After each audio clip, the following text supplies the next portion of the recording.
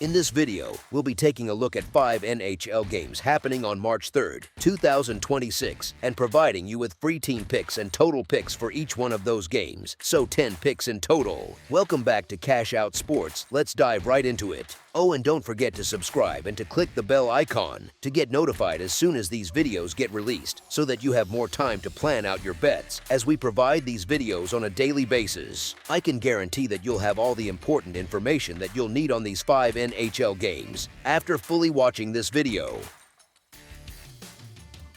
One more thing before we start. If you would like to gain access to our best exclusive sports picks to take your journey to the next level, then check out our Patreon in the link down below, where we offer our best single picks, parlay picks, and much more. Now let's get started. Florida Panthers versus New Jersey Devils. New Jersey comes into this matchup feeling like the team everyone buried a week ago, then suddenly remembered might still have a pulse. They just snapped that rough 5-game skid with that 3-1 grind job over St. Louis, where they owned the second period, pushed play into the dangerous areas, and, for once, did not treat a third period lead like a suggestion. That sort of game is not pretty on a spreadsheet, but players love it because it feels like something you can bottle for a week. The record sits right around the break-even mark, a little underwater on goal difference, but the interesting part is how flat their home and road personality has been, so you are not really paying a tax just because they are in Newark. On the other side, Florida still carries that aura that comes from lifting the cup in back-to-back seasons, but this year they look more human and some nights flat-out leaky. They just blew a 2-goal cushion in that wild 5-4 loss against the Islanders, another night where the jerseys looked elite but the structure looked tired, especially once the game opened up. That is the weird thing about veteran championship teams. Sometimes the habits are still there, but the legs do not always follow on a random Tuesday in March. Layer on the travel piece, with Florida grinding through a road stretch while New Jersey sits at home with that Blues win still fresh in the room, and you get a very different type of energy on each bench. The last time these two saw each other in this building, remember, the Devils handled that same Panthers core 3-1, and it did not look like a fluke. Now toss in that Florida lineup card that has been chewed up by injuries, including their leader down the middle and important minutes on the back end, while New Jersey is icing most of the names fans expect in the big roles, and the so-called coin flip feel from the market starts to tilt a bit emotionally toward the home side. This is the classic spot where the desperate team with the crowd behind it leans into that nobody believes in us vibe and drags the game into the grindy, blue-collar style that actually suits them better than the visiting champs. As our first pick for this matchup, the New Jersey Devils money line is our full game side pick. The total for this game sits in that familiar middle range that splits every fan base into two camps, the folks who trust the logos and the folks who trust what their eyes have seen the last few weeks. Florida used to be that team that could suffocate you when they felt like it, but this version has been living in higher event hockey, giving up more than it would like while still carrying that dangerous, championship-level top end when the puck starts flying. That 5-4 heart stopper against the Islanders is a perfect little snapshot. A fast start, defensive cracks, special team swings, and a third period that felt more like pond hockey than playoff hockey. When a group gets into a rhythm of those kinds of games, it is often less about a single bad night and more about how they are defending as a 5-man unit, and right now Florida looks much closer to let's trade chances and trust our talent than lock it down and squeeze the life out of it. New Jersey, of course, has been stuck with that no offense label during the losing streak, and there was some truth to it, but the win over St. Louis showed a little reset in how they attack. They pushed more bodies below the dots, worked the puck low to high, and created those ugly, second-chance looks that make goalies miserable and fans loud. That kind of stylistic tweak matters for a total because it turns harmless possession into scrambles, deflections, and rebounds, especially at home where one good cycle can feel like it lasts a minute.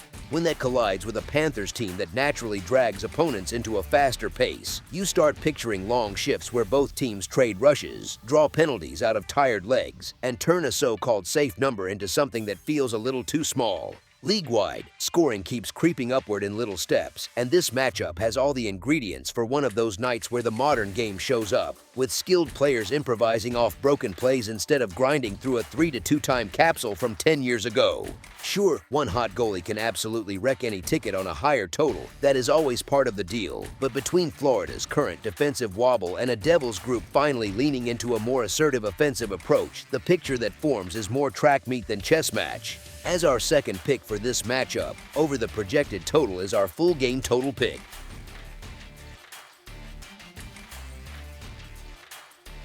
Pittsburgh Penguins versus Boston Bruins. This matchup asks for a bit more than a lazy Bruins at home shrug, because there is a lot baked into where both teams sit right now and how they get their results. Pittsburgh comes in with a record in that 31 to 15 to 13 range, sitting high in their division with one of the healthier goal differentials in the league, the kind that usually tells you a team wins more than it squeaks by.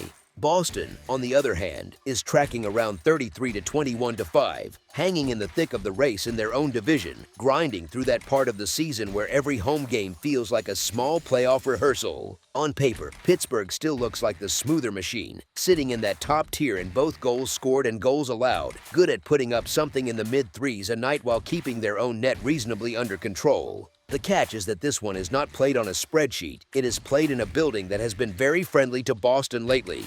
At home, they have racked up something like a 22 to 8 to 1 type record, and they are riding a home winning streak that has already hit double digits, their longest heater in that building since the 2022 to 2023 campaign. That kind of run is not just numbers, it is rhythm, from the pregame playlist to the way the crowd jumps on every early hit, and teams feel that when they step on that ice. The last time these two saw each other in this rink, Boston squeezed out a 1-0 shutout, the sort of game that sticks in the back of a bench's mind when the bus pulls into the loading dock again. Most previews expect the same goaltending combo to be available for Boston, with Joonas Korpisalo and Jeremy Swayman forming a duo that can look calm one night and a little chaotic the next, but still gives them a real backbone when both are dialed in. Across the ice, Pittsburgh has to figure this out without Sidney Crosby, who is sitting on injured reserve with that lower body issue and is slated to miss a stretch of weeks, which takes their on-ice voice and driving force out of the equation for this matchup.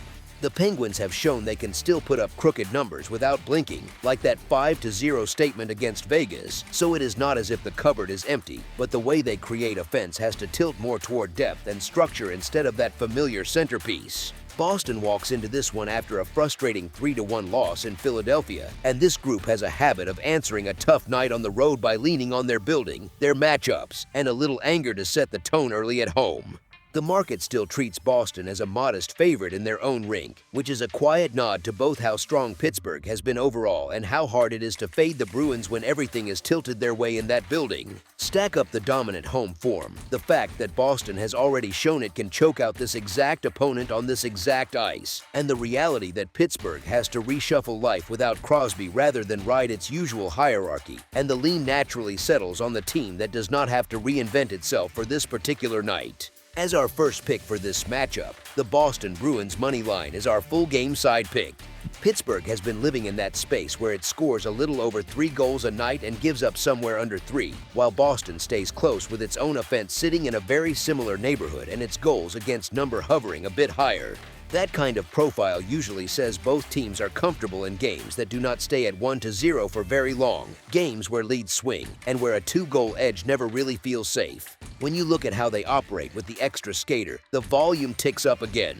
Both power plays are humming along in that mid-20s% range, rough numbers around the mid-20s or slightly higher, which is dangerous territory for any penalty kill that spends too much time on the ice.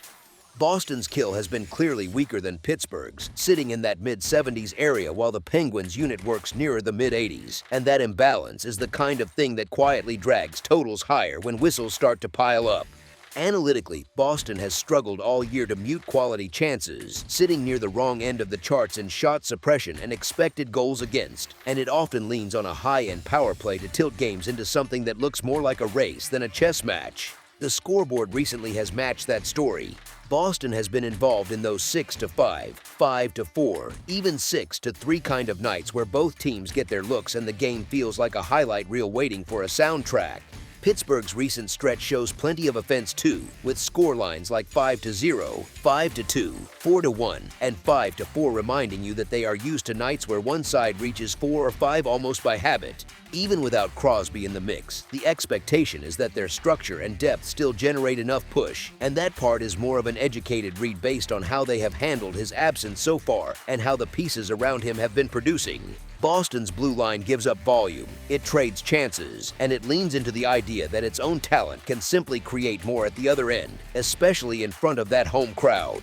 Combine two dangerous power plays, a defensive group on one side that tends to bleed looks, and a matchup environment where hitting a healthy goal total can come from one wild period, and a late empty netter, and this shapes up as the sort of game where both coaches nitpick defensive details afterward, while those holding tickets on a higher scoring script are quietly pretty happy. As our second pick for this matchup, over the projected total is our full game total pick. Nashville Predators versus Columbus Blue Jackets. Nashville walks into this matchup carrying the feel of a team that just spent a lot of energy chasing a game and never really cashing in on it. Columbus comes home with something very different, that wild kind of confidence you get from winning a crazy overtime game in a loud building and realizing you can actually close the door when it matters. You can almost picture the contrast in the locker rooms, one group quietly packing up after another frustrating loss, the other riding that little buzz that sticks with you on the flight back.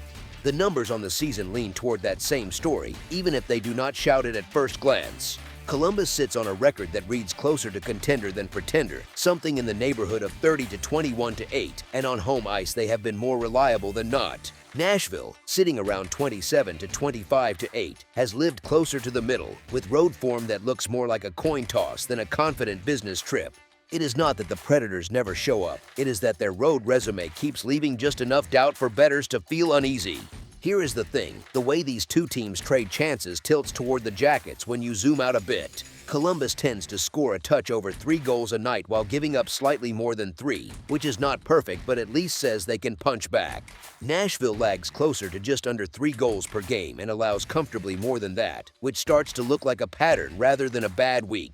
Both sides see a steady flow of shots against, but the home team turns that chaos into offense a little more often, and that matters when you are trying to guess who actually handles the key moments. Recent form adds another small nudge in the same direction. The Predators have been stuck in a stretch where results slip away a bit too often, dropping the kind of games that sap confidence even if the scoreline looks respectable. Columbus, on the other hand, keeps finding themselves in those entertaining, high-energy outings where they bend but do not completely crack, and that habit of staying in the story late is gold for a group playing at home.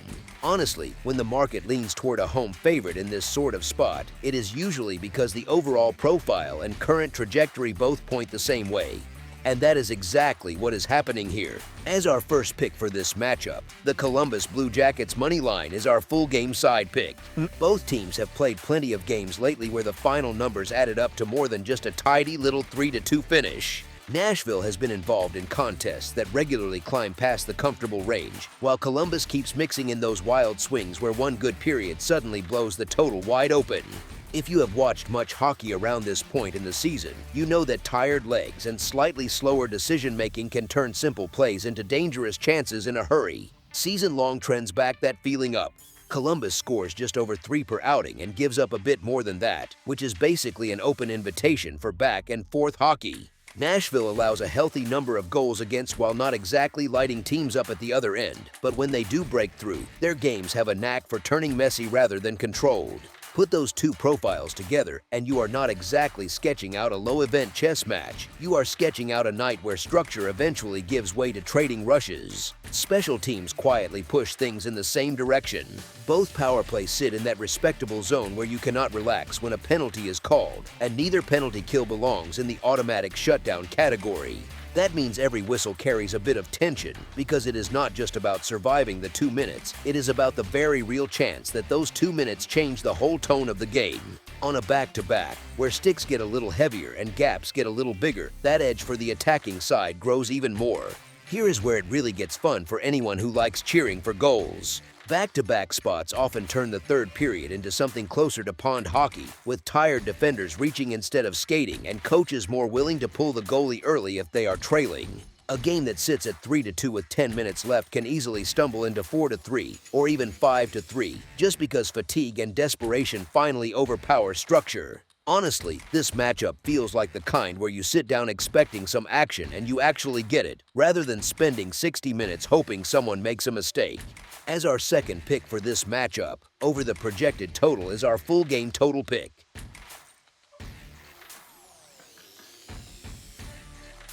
Colorado Avalanche versus Anaheim Ducks. Colorado rolls into Anaheim as the clear heavyweight here, sitting at 40-10-9 and leading the league in points. They are coming off a 4-2 win over Los Angeles that doubled as their 1,750th regular season victory, which is the kind of milestone that makes a room feel a little taller and a little louder afterward. They have already stacked up well over 220 goals, the most in the league, so every shift has that feeling of if they get one clean look, it might be in the back of the net. On paper, it sounds like the classic story where the top dog shows up, punches the clock, and skates out with another win, and the betting market still treats them almost exactly that way, as the obvious favorite on the road. Anaheim is not really playing the part of helpless opponent right now, though, and that is where this gets fun. The Ducks sit at 33-23-3, and instead of hanging around the basement, they have pushed themselves into that awkward but exciting, we might actually be something here, stage. They come into this one on a 5-game win streak, and there is a different kind of swagger when a group is winning regularly, especially in a building where the crowd has started to believe again. That home energy matters in hockey more than we like to pretend, because momentum in this sport flips on one big hit, one penalty, or one strange bounce that wakes everybody up at once. The matchup underneath the records has that classic live underdog flavor. Anaheim's offense is not elite by branding, but by the numbers it is solid middle of the pack in raw scoring, with 192 goals, and it gets there by firing a lot of pucks, close to 1,800 shots already, which is near the top of the league in volume. The problem for them, and the opportunity for us here, is that their defense has allowed over 200 goals, one of the highest totals in the league, so their games trend messy and high event rather than tidy and controlled. That kind of chaos is actually helpful for an underdog against a powerhouse because it pulls the favorite out of its comfort zone and turns the night into more of a coin flip festival of weirdness than a clean, clinical win by the better roster. Colorado, for its part, is on the second leg of a back-to-back on the road, coming off that emotional milestone win and a travel hop down the California coast, and anyone who has watched enough late-season hockey knows tired legs usually show up as lazy clears, slow back checks, or small gaps in focus rather than some dramatic collapse. Anaheim, rested and rolling, gets to be the team that leans into that, pressing forechecks, chasing loose pucks like it is beer league overtime, and using that more relaxed, nothing-to-lose mentality to stay attached on the scoreboard even if the shot count tilts against them. Honestly, this is one of those spots where the bigger brand has earned every bit of respect it gets, but the single-game situation, the streak, the home setting, and the Ducks' habit of turning nights into track meets all pull you toward the underdog, keeping this thing tighter than the reputation gap suggests. As our first pick for this matchup, the Anaheim Ducks money line is our full game side pick. Colorado's games rarely feel sleepy, and there is not much in the numbers this season that argues otherwise. They have scored more than 220 times already, which works out to just under 3.8 goals per game, and they have given up in the neighborhood of 2.5 per night, so their average evening already lands close to 6 total goals before you even start talking about situational wrinkles. Anaheim brings 192 goals for and 206 against into this one, so their typical result looks more like a roller coaster, roughly 3 and a bit on their side and almost 3.5 on the other, which is not exactly the recipe for a chill, low-scoring grind. Put that together and you are looking at two teams whose combined scoring profile already points toward a busy scoreboard on an average night, never mind a night where one of them is coming off travel and a big emotional high. The shot numbers only push that picture further toward action. Colorado has fired close to 1,985 shots this season, which is roughly 34 a game, and Anaheim is over 1,790, which lands a little above 30 a night, so you have both sides comfortable with volume and with pushing pace instead of sitting back and playing risk-free. More shots mean more rebounds, more deflections, more screens, and more of those ugly but beautiful goals that make goalies stare at the ceiling, and in a league that keeps trending faster, that style tends to snowball as soon as one team breaks through. You can almost picture it already, one end rush creating a big save, an odd man rush back the other way, and suddenly the game looks like a late-night highlight reel instead of a coaching clinic. Special teams tilt things toward offense too, even if the raw percentages look a bit clunky at first glance. Anaheim's penalty kill sits under 80%, around 77.5%, which is not where any coach wants it, especially against a group that has scored as often as Colorado has. Even if Colorado's own power play conversion rate hovers in the mid-teens and sometimes feels like it leaves meat on the bone. In practical terms, that means every whistle that sends a Duck to the box carries real danger of turning into a goal against. And that threat alone can stretch a game because defenders cheat, lanes open, and once one special team's goal goes in, the next one often follows before everyone settles back down. The schedule spot nudges this toward a more open style as well. A road team on a back-to-back often tries to keep things simple, but fatigue plays tricks, and simple plans can turn into broken coverages and late reactions, which is how odd man rushes appear out of nowhere. At the same time, a confident home team on a streak tends to press for another statement, especially in front of its fans, so instead of turtling with a lead, it keeps leaning forward, which is exactly what you want if you are cheering for goals rather than for tight structure. Could this still turn into a goalie duel and land on a modest final score? Sure, hockey has that kind of cruel sense of humor sometimes, but when you stack up the season-long scoring rates, the defensive records, the shot volume, the shaky penalty kill on one side, and the fatigue factor on the other, the more natural story here is a game where both lamps get plenty of work. As our second pick for this matchup, over the projected total is our full game total pick. Montreal Canadiens versus San Jose Sharks. Montreal heads into the Shark Tank as the more polished group, sitting at roughly a 33-17-9 type season and carrying a very strong road profile that looks a lot like 16-6-7. San Jose, on the other hand, has dragged itself from punchline to problem, hovering around a 29-25-4 line that suddenly looks respectable when you remember where they started. That contrast is what makes this matchup so fun. Montreal plays like a team that knows it belongs near the top. They just ran Washington out of the building in a 6-2 kind of win, the sort of game where everything from their puck movement to their confidence felt one step ahead. Their offense hums at a pace where 3.5 goals per night feels normal, and while their defending is not ironclad, it is solid enough that they rarely look rattled for long stretches. They have that steady, veteran feel, the type of group that can walk into most buildings and carry themselves like the grown-ups in the room. San Jose is another story entirely, and honestly, that is the charm. This is still a high-variance, slightly chaotic team, one that scores around 3.1 per game but gives up more than 3.4, which is not usually the recipe for a stress-free season. They are not suddenly a defensive juggernaut, and nobody is confusing them with a shutdown machine. But the goaltending has been competent enough, the scoring has real teeth, and at home, that 16-10-3 type record shows they have turned their own building into something much closer to a problem than a vacation stop. The Shark Tank itself matters here too. Crowds in San Jose can feel a little like a playoff crowd even on a random weeknight, especially now with all the talk about the Big Teal reimagination plans for the arena, keeping the fan base engaged and nostalgic at the same time. It is loud, it is emotional, and it can give a flawed team just enough extra juice to punch above its weight for a night. Then there is the travel story. Montreal is coming across the continent, shifting into a late start that does not match their usual rhythm, and beginning a swing through California that always tests energy and focus. San Jose is already settled at home, coming off a grindy 2-1 overtime result and a wild 5-4 comeback that both feed into that belief that they can hang with anyone if they get their kind of game. One side has a bit of breathing room in the standings, the other is stuck in that crowded Pacific picture where dropping a home game can feel like losing ground to half the conference at once.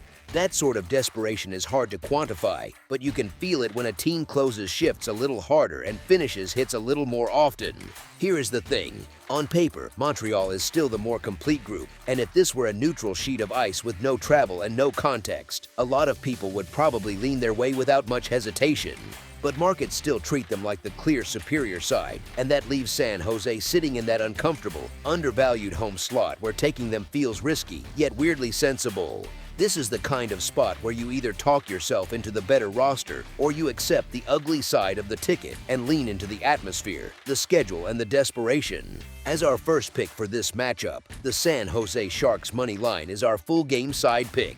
Montreal games lately have felt like scoreboard operators getting a workout, with that 6-2 against Washington, a 4-3 kind of battle with the Islanders, a 5-1 night in Winnipeg, another 4-3 type result in Minnesota, and a 4-2 outcome in Buffalo. They live in that range where 3.5 goals for and just over 3 against per night is simply their normal reality. The power play sits well north of 24%, which means any penalty can feel like half a goal waiting to happen. San Jose does not exactly bring calming energy to the defensive side either. They score around 3.1 per game, and they allow more than 3.4, which plants them near the bottom of the league in terms of goals against. Their power play hovers near 20%, the penalty kill sits in the high 70s, and that mix tends to create the kind of swings that make both coaches reach for the whiteboard more than they would like.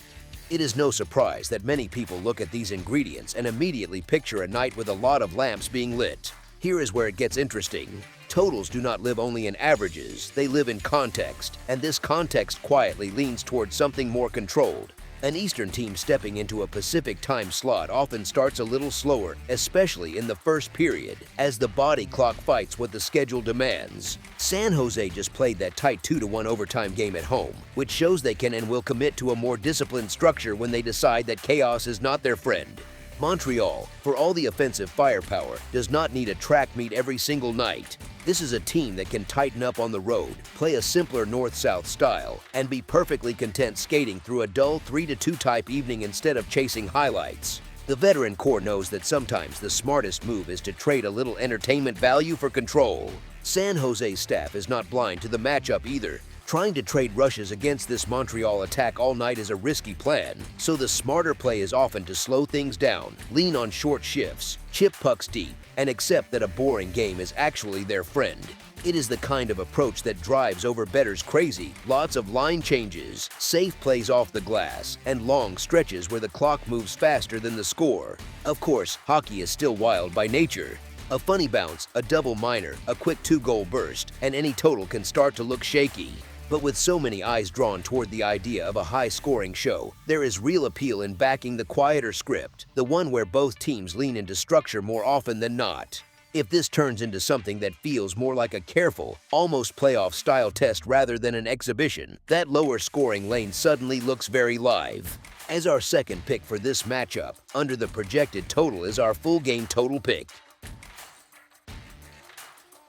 That's all for now, so if you have any other games you would like reviewed, then leave a comment down below with the game you would like analyzed, subscribe to our channel, leave a like on this video, and we'll get to it as soon as we possibly can. We would also love to hear your opinion on the picks presented to you in this video, whether you agree or disagree with them, so leave a comment down below and do let us know.